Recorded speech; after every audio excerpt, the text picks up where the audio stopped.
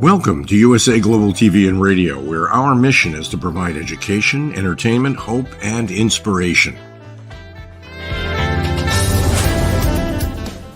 USA Global TV and Radio connects you with experts and audiences all around the world every single day to help you succeed in business and to live a richer life. Visit us at usaglobaltv.com to learn about career and life-changing training and mentoring programs like the Listening Mentor. Subscribe to our newsletter to stay informed about our special programs and offers. Discover how you can become a guest on one of our shows or a host or producer of a USA Global TV and Radio show of your very own.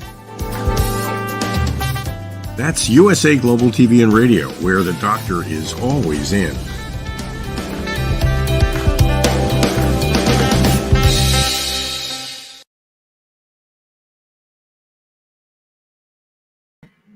And welcome to Ricki's Kitchen. We are on USA Global TV and Radio.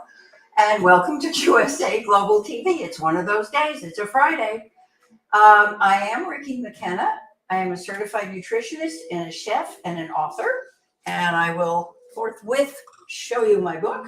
Wherever you are in the world, you may order this on Amazon. Yes, you can eat well and eat right. So it's filled with all sorts of nutritional information, fun stuff for kids, and information on different kinds of foods, and about 30 recipes. So have fun. And today on USA Global TV's United Kitchens, we are going to unite spinach and ricotta cheese and Parmesan cheese and several other things. And we're going to be making what I call unfrumply dumplings. They're spinach and ricotta dumplings. And if I mispronounce ricotta, excuse me, I speak Spanish and not Italian. So at any rate, welcome, and here we go.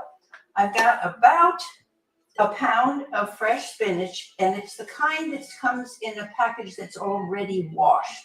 When you use fresh spinach and you have the long, fresh, wonderful spinach leaves, take the stems off and then wash them. And then rinse them off carefully and use the water, shake them off, and use just that water in a pan to cook them. We'll just wilt this down. I'm going to turn my pan on to high to start, but I'm using a cast iron skillet, and I'm going to carefully, I hope, put the spinach in here. And you can see it's piled up pretty high. Okay. And I've got even more, but I wanted you to see the volume of spinach that we'll be using and watch what happens to it.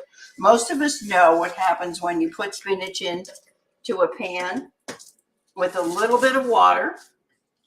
It doesn't need a lot. So I'm just going to put in maybe a couple of tablespoons of water.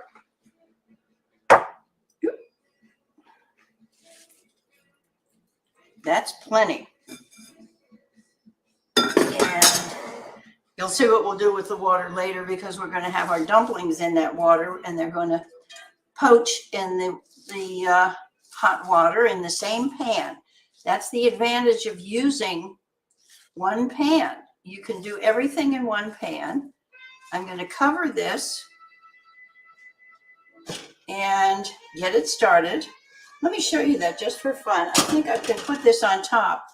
We'll just for fun, we'll bring it over there and show you how this looks. And remember, I'm a chef and not a techie, so let's make sure I get this right.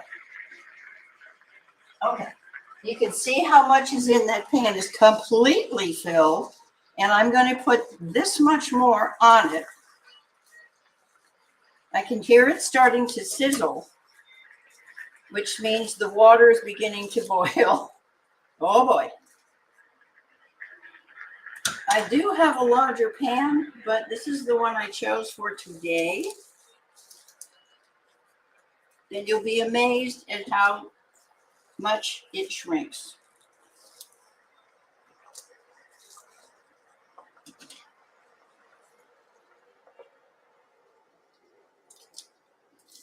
And I'm actually going to turn the heat down a little bit to medium high because all of a sudden it will happen. So there's our great big volume of spinach.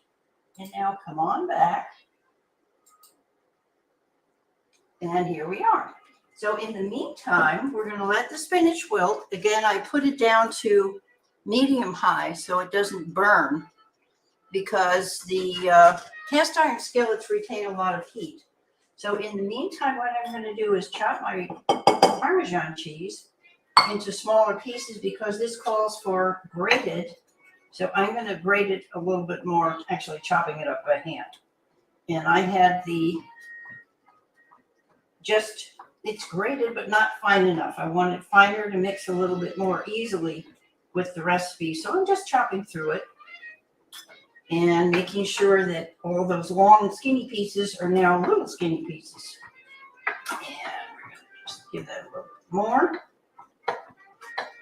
Okay. Just make sure that it's all chopped up pretty well because it will mix better that way with this recipe. And then we will take in some flour and put that with some ricotta cheese. Actually, what I'm going to do is wait for the spinach so we can see how it looks. By the way, if you're using, as I said, if you're using the fresh spinach, the leaves, make sure that you shake them off fairly well. You can see this beginning to shrink now. And that they are completely clean. And if I may, I would advise organic spinach because I know that in the United States, unfortunately, spinach is highly sprayed with pesticides and insecticides and herbicides and so forth. So that I definitely would recommend buying organic spinach only, among other things. And right now, blueberries and cherries are in season. And so I'm not sure if cherries are on the list, but I know that spinach is definitely on the list of highly sprayed vegetables and fruits. And that comes from the Environmental Works Group, which you can contact online.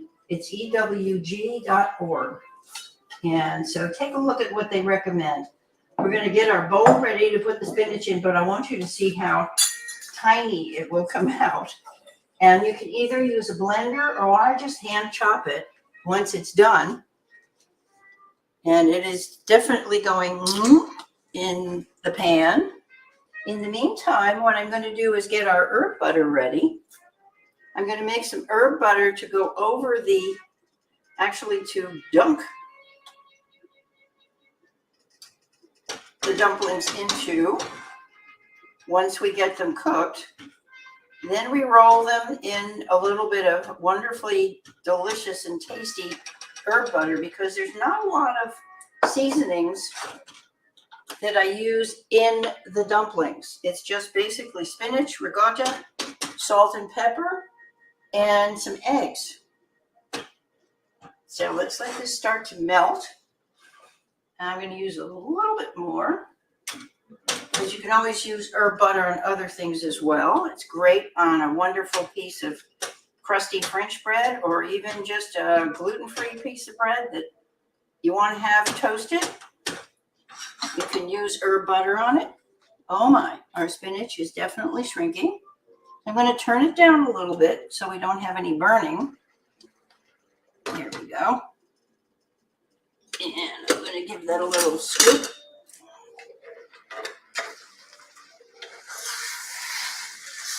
Oh my. Actually, I'm going to turn it off. I don't know if you can see the smoke, the steam coming out of it. I'm going to leave the top on for a couple more seconds there while we melt our butter. And I'm going to make my herb butter today with chopped rosemary because the spinach will have, you can use oregano. It's absolutely delicious with this. You can use fresh oregano or dried oregano.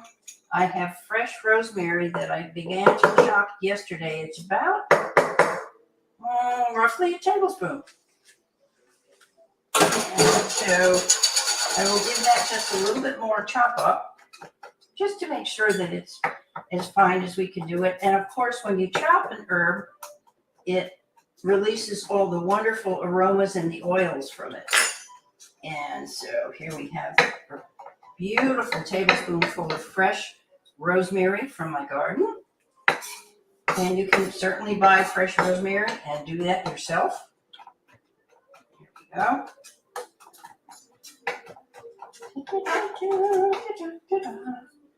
All right, and I'm going to take my tablespoon of rosemary and bring it over to my butter, which has just melted beautifully.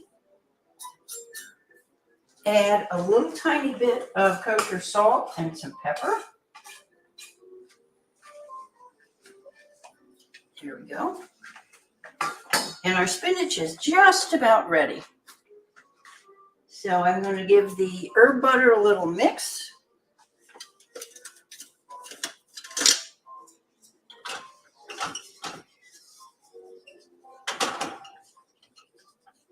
And turn that way down to low so it stays warm.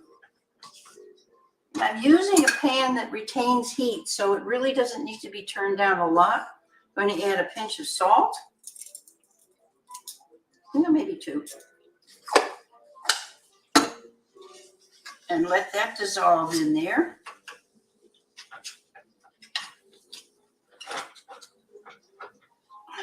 Okay, and we'll bring you over and you can see how much the spinach has reduced, as well as how the herb butter looks, which is really lovely.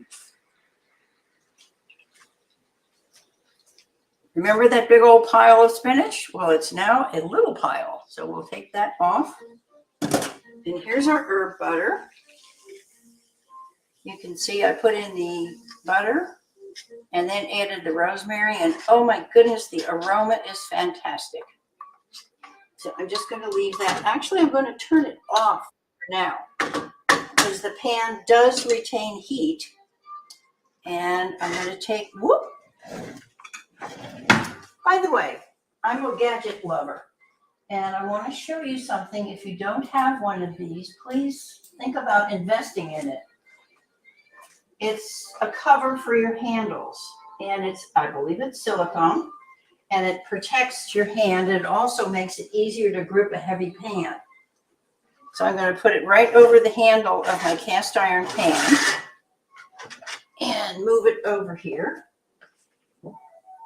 And I'm going to take my spinach. There it is. And I'm going to pour it carefully. It's going to come out in one big blob. Here we go. Into a strainer. And take the rest of the spinach with it, because we're going to use this pan again to poach our dumplings. Okay. And we'll get the water in there now so it gets heated.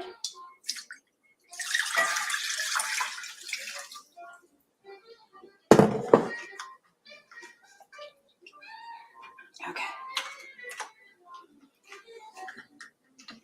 All right.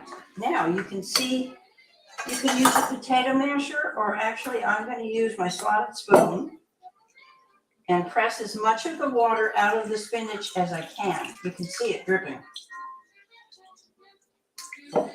That was just about a pound of spinach, which comes down to nothing when you wilt it. Look at that, lots of water. And it's a good thing I didn't add any more water. As I said, when you're doing the fresh spinach, this spinach, it needs just a couple of tablespoons, which is what I added. And if you're using the fresh spinach, just use the remaining water on the leaves after you've washed it. Okay. And now we're going to take the water out and put the spinach in there for just a second. So I'm going to move my cheese over. because I want to chop the spinach. We're going to take it now and chop it up finely so that it'll work into our dumplings. And of course, it's easy to chop, but you want to go in several different directions so that you make sure it's finely chopped. You don't, it's going to work beautifully in this. And there we go. So now we have, that's a whole pound of spinach down to practically what looks like practically nothing. And I'll tell you what else I'm going to do. I'm going to take a paper towel and take a little more of the moisture out of it as well.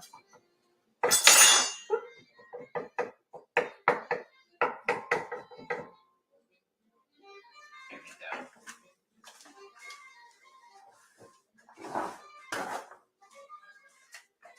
go. Okay. Ooh, hot. And of course, we're not going to leave the paper towel in it. I'm just going to sop up some more of the moisture. Here we go. Perfect. All right. I just wanted to get a little more of that moisture out. Actually, I must say that the potato masher works a lot better than the spoon does. So if you have a hand potato masher, that's a really good tool to use to get the moisture out. And I'm just going to chop right through it one more time.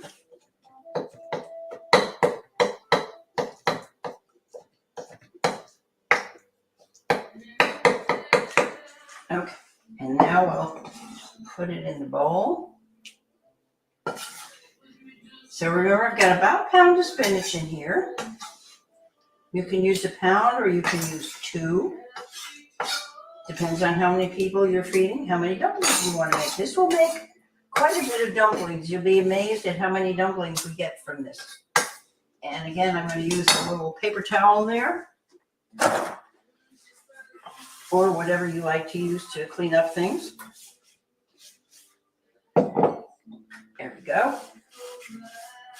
Okay, now we're going to take, I have a big fork that I like for mixing, so I'm going to separate the spinach and I'm going to put my flour in. I've got about 3/4 of a cup of gluten-free flour, and actually I have made these with using a combination of regular flour and almond flour, which really does add just a little bit of wonderful flavor into it. There we go. But this time I chose just the gluten-free flour because we have vegetarians in the group and people who are sensitive to gluten. So therefore, this should work beautifully for them. Go. And actually, you really can't tell the difference in the taste.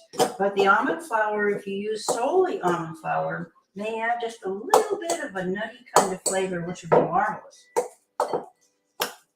As I say, I think it was about 2/3 regular flour and 1/3 almond flour, and the flavor was fine. We're going to add a little, I'm just picking up all the flour that sticks to the bowl. There we go. I think you can see that.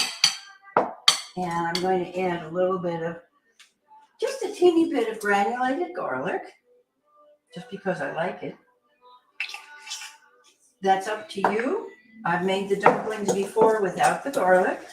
And make sure you mix it in thoroughly when you do add your spices or salt and pepper.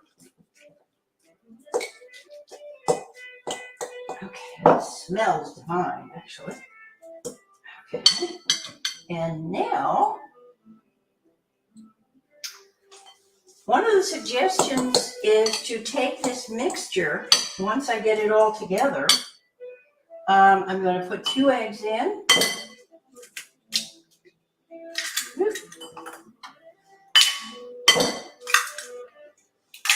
And thoroughly mix those in. You can beat them a little bit before you add them, which is a good idea sometimes. They'll work in beautifully this way.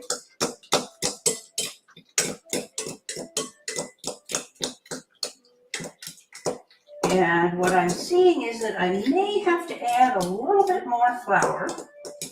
This is pretty juicy. And I haven't added the ricotta cheese yet, which I will do very shortly. But I want to thoroughly mix in the egg.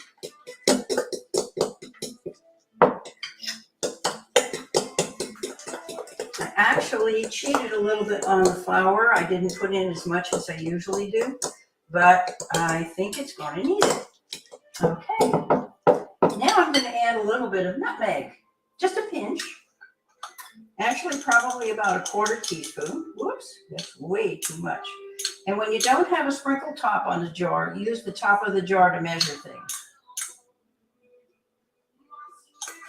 And the nutmeg just adds a little teeny subtle bit of flavor.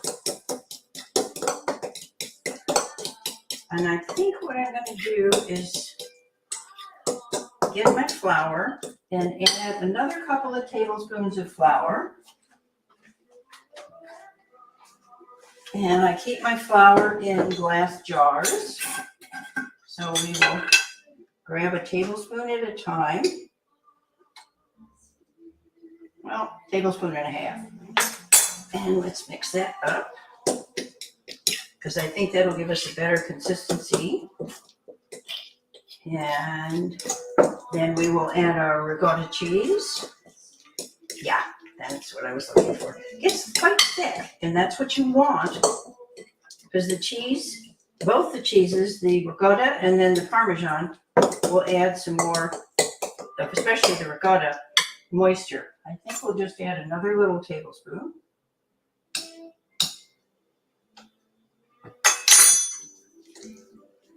And thoroughly mix. You can use a whisk, or I prefer to use a large fork. It just seems to do a really good job of mixing. There we go. Now we're getting kind of sticky, which is what I wanted. You can see it's droppable. Now let's see what happens when I add the ricotta. Put this out of the way and add our ricotta cheese. Wonderfully flavorful and easy on the digestive system, I hope.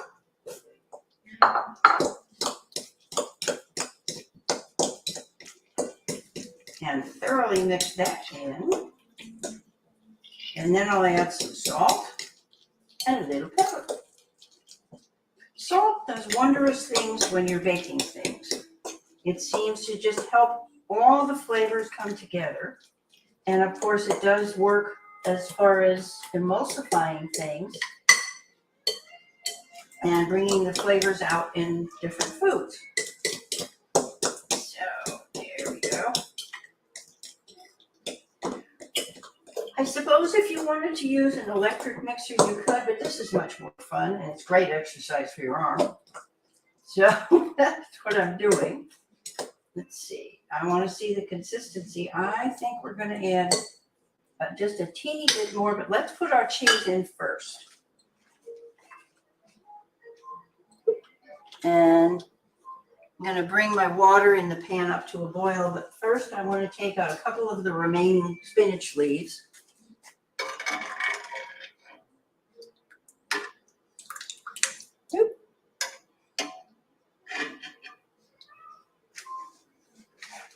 Here we go.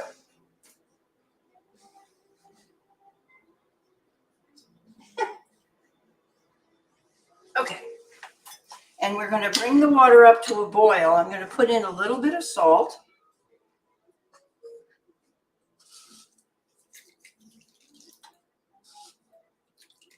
A couple of pinches of salt.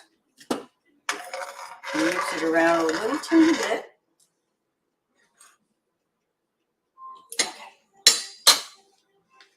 And now we've added the eggs, the ricotta, and we are now going to put in the Parmesan.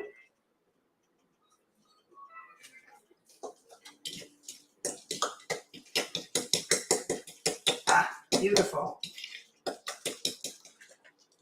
I could eat it right now, but it's going to make the dumplings. So, and besides which, I'm not fond of raw flour.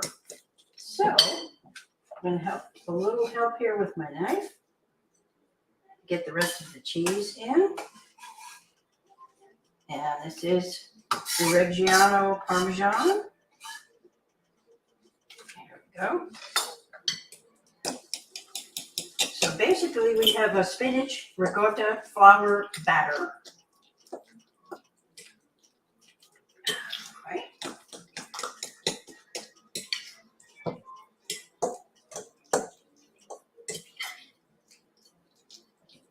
Now, you can do this two ways.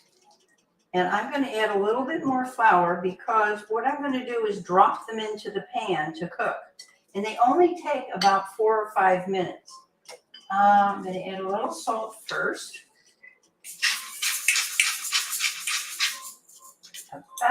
That's about half a teaspoon. And maybe a tad more. There we go. And some pepper. Oh, and by the way, I don't know if I mentioned this before, but one person in the audience mentioned something to me about the dirtiest place in the kitchen. And I thought, and I didn't get it. This is the dirtiest place in the kitchen. Every time you pick up a spice bottle or jar and you have dough on your hands or whatever it happens to be, it gets on the jar. So every once in a while now, about once a week, I go through my spice jars and just wipe them off with a little bit of a sponge and some disinfectant or something on them. Something that cleans them up. Okay, I think I'm going to add again a little bit more to the batter.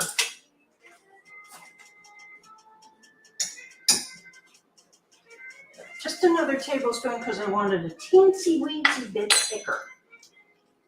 So again, you can add, or you can't subtract, but you can add. So you start with less and you can always add more. And here we go. And our water is coming up to a boil. So as soon as that gets to simmering, we'll start putting these in. Now you can do this in a couple of ways. I started to say that. If the batter is thick enough, you can wet your hands and roll little balls to make nice, even, almost, dumplings. But I'm a fan of let it create itself in the pan. So what I'm going to use is a spoon. And take a spoonful and just carefully plop it into the water and let it form. And I'll show you exactly how the finished ones look very shortly, as soon as we get these cooking. And I'm going to take a taste of this anyway because it smells divine. Oh yeah. This is truly wonderful comfort food. Especially once we get the warm herb butter on it. And our herb butter is just doing fine here. I'm going to turn it to low and just let it sit there warm. And our water is about to come up. And actually, after I tasted that, I would like a little more salt in mine. So I'm going to sprinkle a little bit more salt. This is personal taste, so you do it the way you want it. It's probably about a 1/4 teaspoon that I just added, but that can make a difference. And it will also help them cook better.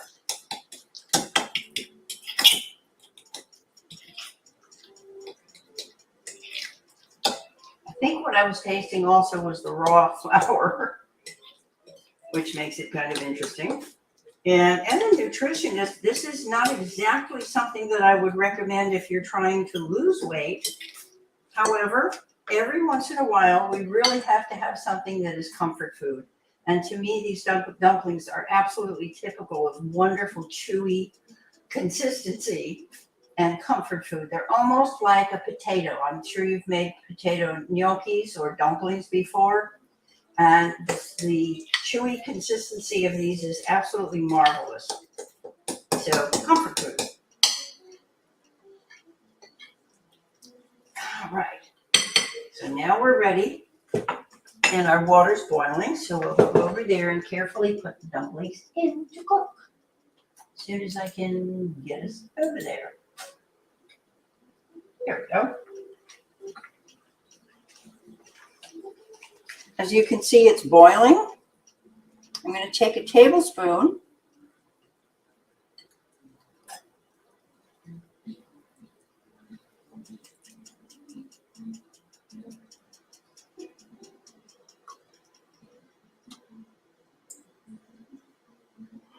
and you can see that I'm spacing them out. They're not going to spread out, but I don't want them to adhere to each other either. And we're going to have to do a couple of different pans full, but we'll work on this one first. Now, if you do put the dough in the refrigerator for about an hour before using it, of course, it'll be a little more firm.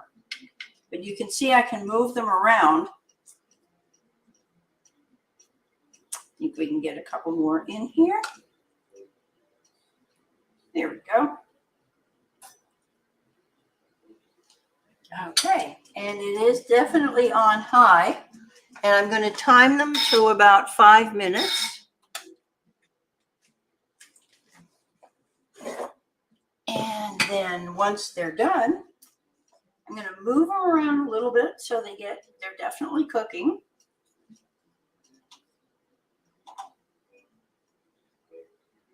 And you don't want them to stick to the pan, so you want them floating so they're poaching. You can see you have little guys floating around too, which is wonderful. Small tastes are always good. And just to show you how our butter looks, it's right here and it's ready to be used. Because you don't want to soak them in it, you just want to roll each one, as I'll show you, in the butter. And just for fun, I'll show you the finished product. I think you can see these. And I pulled some fresh basil out of my garden. And we'll come over here while those are poaching.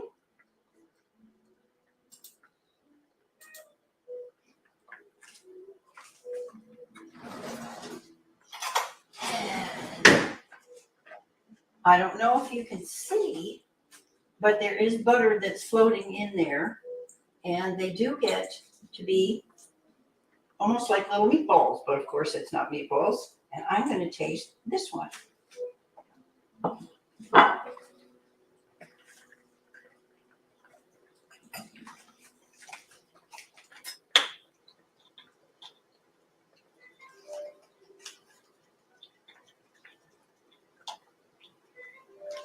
I had to turn it down a little because it was about to boil over.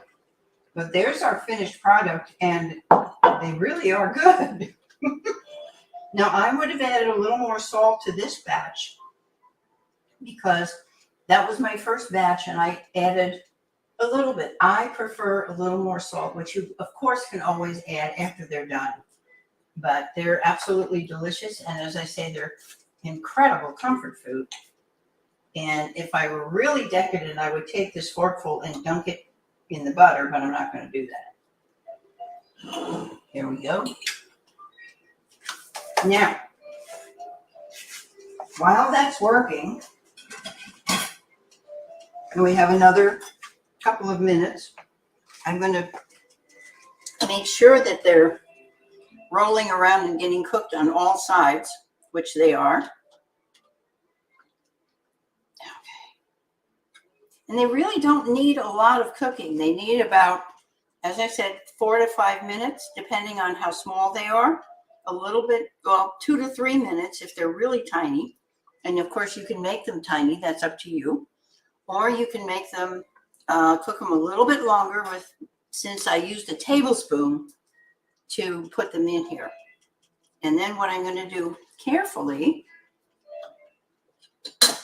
let's see, we've got another couple of minutes. You can use your judgment on this. And what I'd like to just share with you is a sandwich that I made yesterday. I made some pesto, and I used the traditional basil, but I used walnuts, and I used almonds, both, in my pesto, so that the pesto was a little bit different from normal, traditional pesto, which uses pine nuts.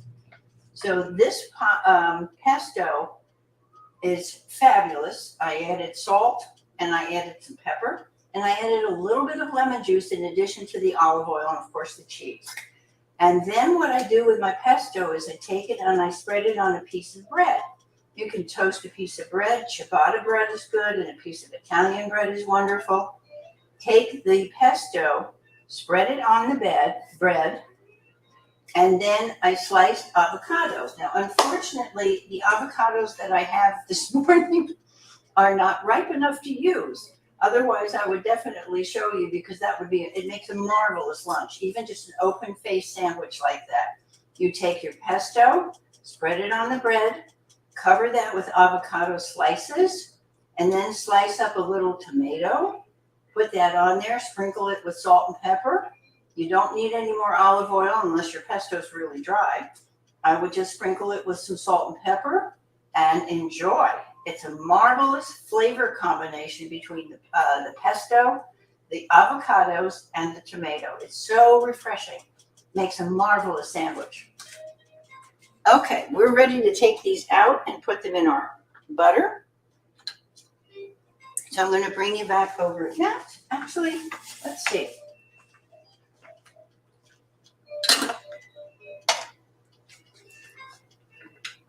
I know what we'll do. I'm going to carefully remove them, let all the water drip off, if you can, as much as possible. We'll take the moisture out. There we go.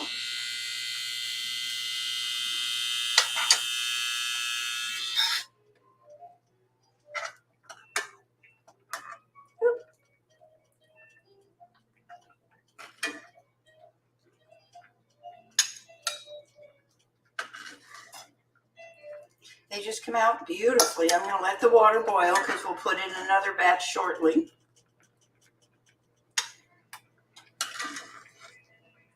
But these little guys are done.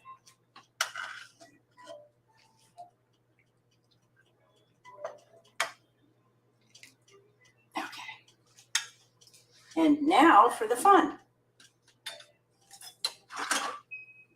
I'm going to take my herb butter and actually put the pan on here because it's still quite hot. And get another bowl.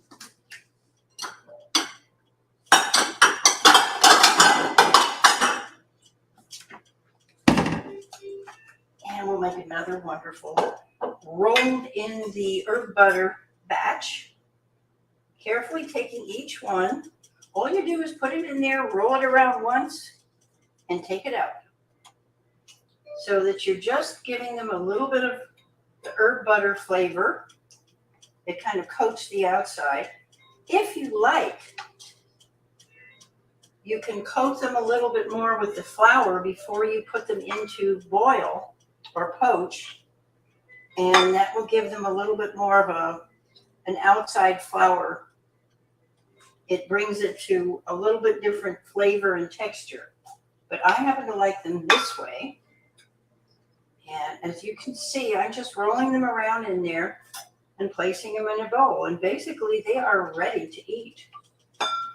And I know someone who's around the house who will just come down shortly and partake of the goodies. And what I'll do is serve them with some sliced tomato or a salad. And you can also, they're a great accompaniment for something like chicken or fish or a light meat, maybe a lamb or, whoops. Oh, here we go. As you can see, it's not a lot of work. It's just rolling them around in the butter. And the reason I'm not pouring it in there is because there's water in the bottom of this from the dumplings when I took them out of the pan.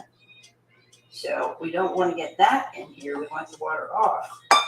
So we're just rolling them in it, and they absorb just the right amount of herb butter. to be absolutely delicious. And in some circles, you might even add a sprinkle of red pepper flakes if you're so inclined. But I like the herb part, so I would probably sprinkle them with some more either dried rosemary or maybe some thyme and mix a little bit of the flavors in that way. And this is our little guy leftovers, and I'm just going to take out for now. So, and I'm going to dump the water and get ready for my next batch. So there you have it, basically. Yum. Okay, let's put our next batch in.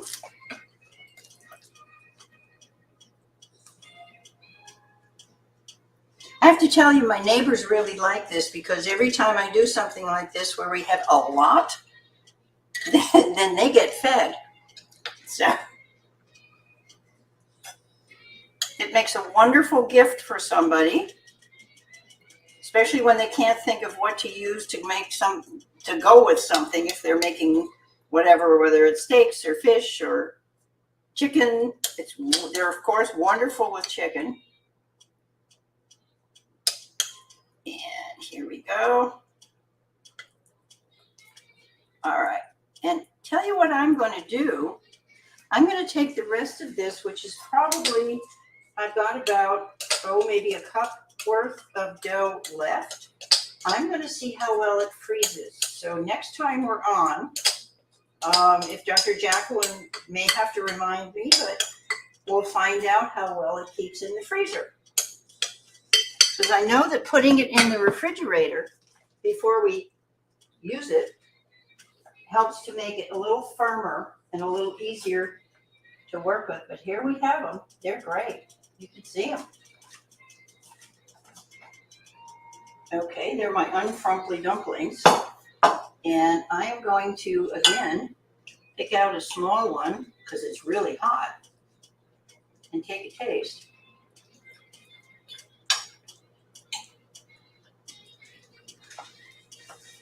I must say, they're pretty good cold, but they're absolutely delicious hot. So there we go. And you can see the next batch. I'll let you see how they look. And then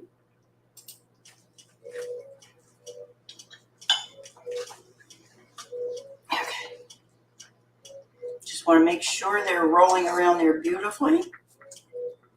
Yep. As I say, if you want to use a melon baller or something like that to make them round, be my guest. That's perfectly wonderful. I just happen to like them freeform. And I think they cook very well this way. And so we'll just let those cook for a few more minutes. And I've got just about enough herb butter left to do the second batch. And so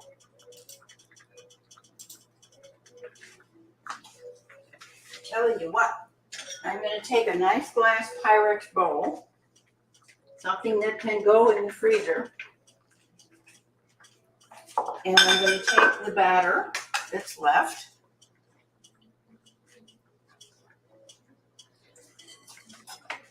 and put it in there, and we'll freeze it and see how well that works and see how well the timing on something like this. I can use this within a week. I'm sure it'll be fine. But we'll make sure and let you know next time.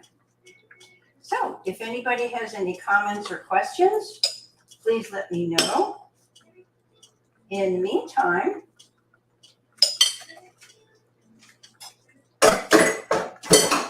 I wish you all a very healthy, happy, wonderful weekend, hearty appetite. And if anybody has questions, let's see what we have here. Wait a minute.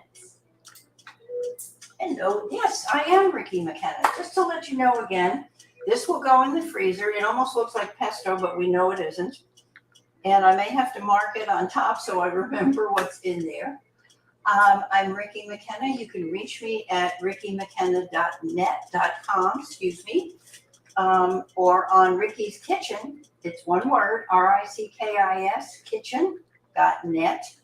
And if you want to text me, it's 970. Of course, if you're out of the country, it's 1-970-618-7607. And put Kitch in front of your text so I know where it's coming from. And I don't just go delete, because you don't want that to happen. I really do like to answer all your questions and hear your comments. It's very much appreciated because it helps me to put together the show in a form that people really enjoy.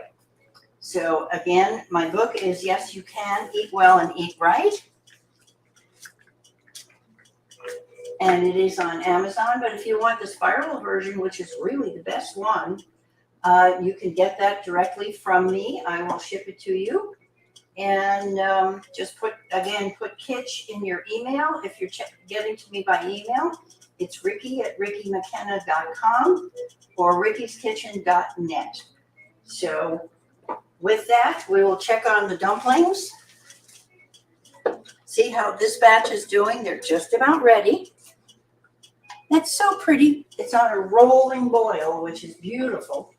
And then when they're finished, they come out looking like this. And again, enjoy them by themselves. Enjoy them as an accompaniment to chicken, fish, meats, whatever you like.